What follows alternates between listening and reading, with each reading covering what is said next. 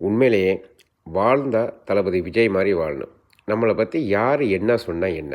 நம்ம வேலை உண்டு, நம்ம இலக்கு உண்டு அப்படின்னு நம்ம பாட்டுல நம்ம வேலைய பார்த்துக்கிட்டு இருந்தோம்னா, கண்டிப்பா வெற்றி அடைஞ்சிடலாம் போல இருக்கே!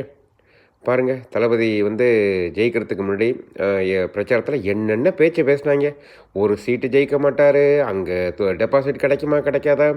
எப்படியோ தளபதி என்னென்னமோ அழுத்தம் குடுத்தாங்க. தளபதி எதையுமே கவலைப்படாம, தான் வேலை உண்டு, தான் உண்டு அ அப்படின்னு பிரச்சாரத்தில சரியா ஈடுபட்டாரு. அ தேர்தல் யூகம் சரியா வகுத்திருக்காரு. வகுத்து கரெக்ட்டா என்ன செய்யணுமோ அத செஞ்சு ஜெயிச்சுட்டாரு. இத நம்ம ஒரு அரசியல் பார்வையா மட்டும் இல்லாம, நம்மளோட வாழ்க்கையில எடுத்துட்டு போணும். நம்மள பத்தி யாரு என்ன சொன்னா நமக்கு என்ன? நம்ம வேலை உண்டு, நம்ம உண்டுன்னு இருந்தோம்னா, கண்டிப்பா ஜெயிச்சிடலாம் போல இருக்கே! இதுதான் தளபதி விஜய் ஃபார்முலா.